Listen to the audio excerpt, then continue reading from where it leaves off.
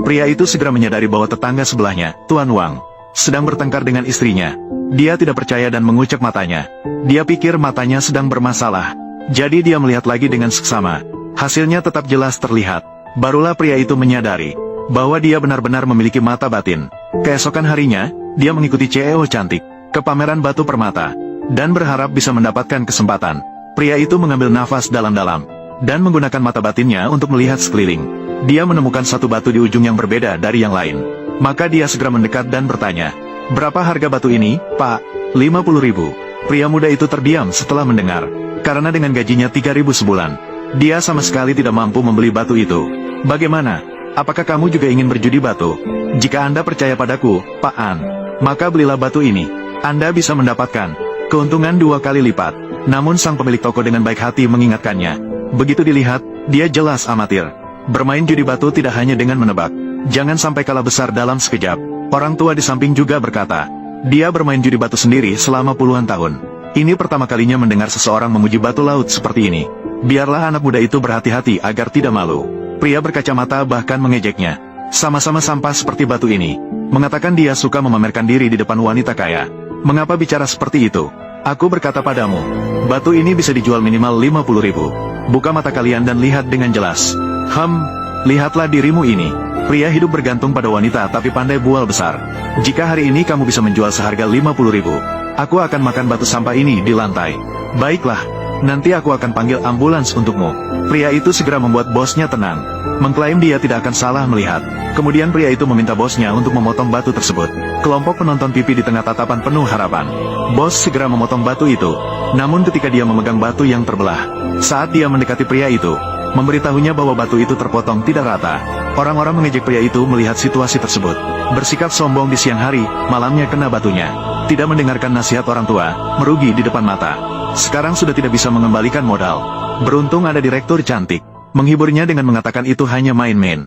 Namun pemuda itu sangatlah teguh, meminta bos untuk tidak berhenti. Bos akhirnya mengambil batu dengan rasa tidak enak, melanjutkan untuk memotong.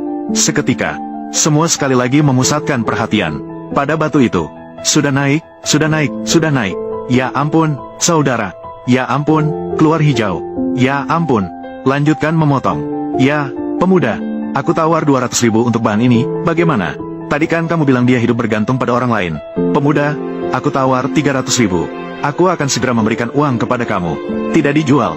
Tingkat pembukaan juga tidak terlalu tinggi. Tapi harga tetap. Saya menawar 400.000. Jika kamu masih tidak setuju, ini sama seperti sebelumnya. Jika semuanya gagal, kamu tidak akan memiliki apa-apa. Omong kosong apa? Saya bilang tidak dijual, jadi tidak dijual. Berhenti sampai di sini, bos.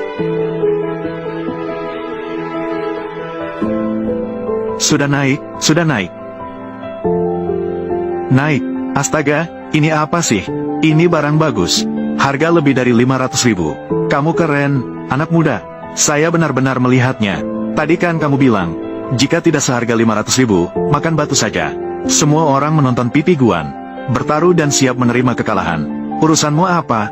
Lanjutkan, lanjutkan. Anak muda ini paham. Kamu bukan bos besar dari mana-mana kan? Cepatlah bicara. Apa rahasiamu? Saya tidak punya rahasia. Aku beruntung sekali. Saya selalu beruntung sejak kecil. Keberuntungan juga merupakan kekuatan. Adik, jual batu giok ini 700.000 ke saya. Tidak dijual. 700.000 bukanlah sedikit. Orang lain tidak akan membayar seharga itu. Anak buah An berikan batu ini padamu. Untuk saya, ini sudah Anda beli. Memang sudah milik Anda. Tapi batu ini yang kamu pilih. Jika Anda tidak membayar, saya memilihnya tanpa arti. Dan Anda bilang perusahaan kita kekurangan batu giok sebagus ini. Maka batu ini akan dihitung dalam pencapaian Anda. Anak buah An sangat tampan. Masih ingin melihat? Kalau tidak, mari kita pergi. Namun perilaku pria di pameran batu giok, setiap gerakannya, semuanya diperhatikan oleh pemilik Cui Yuxuan. Dilihat dengan seksama. Ketika pria bersiap untuk pergi, pemilik toko memanggilnya, dan mengundang pria dengan hangat, untuk melihat-lihat di tokonya. Namun begitu masuk ke toko, dia bertemu dengan kaya muda yang sedang mengganggu seorang kakek, mengancam agar kakek memberikan semua bahan batu giok ke rumahnya, atau akan membuatnya bangkrut seketika, kehilangan segalanya. Kakek melihat seluruh kekayaannya, akan menyerah dan menyerahkan semuanya. Terlalu terpukul hingga ingin bunuh diri di tempat. Untungnya si pemuda datang tepat waktu dan menyelamatkannya. Tenanglah, Mati tidak akan menyelesaikan masalah. Tapi sekarang aku tidak punya apa-apa. Apakah hidupku memiliki arti? Oh, nasib benar-benar keras. Baru beberapa hari, kembali ke hadapanku dan melompat-lompat. Lin Long, peristiwa terakhir kali. Aku belum menagihmu. Ying Ying, terakhir kali itu memang kesalahpahaman. Aku hanya ingin mengantarmu pulang. Tapi anak ini, sepertinya otaknya bermasalah. Harus bilang aku menculikmu. Pikirkanlah, bibiku adalah bibi keduamu. Bagaimana aku bisa sembarangan? Kamu bicara omong kosong.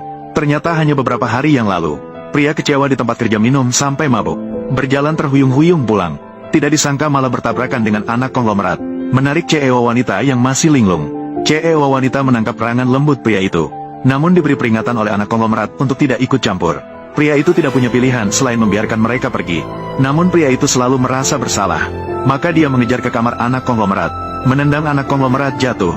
Menyelamatkan direktur wanita. Kemudian ia menahan 3 preman sendirian. Memberikan waktu kepada direktur wanita untuk melarikan diri. Namun akhirnya ia ditangkap oleh mereka. Kemudian dia dibawa ke atap dan dipukuli hampir mati. Setelah beberapa preman pergi, pemuda bangkit dengan susah payah. Darah segar dari sudut mulut menetes di liontin yang dipakainya. Detik berikutnya, sebuah balok cahaya menembus langit. Kemudian berubah menjadi burung phoenix yang terbang di langit. Akhirnya terbang masuk ke tubuh pemuda. Pemuda pun sadar akan mata batinnya. Siapa sangka hari ini bertemu lagi dengan anak konglomerat yang mengganggu orang di sini. Pria itu segera memutuskan untuk mengajarinya dengan mata batin. Berani bertaruh lagi dengan saya?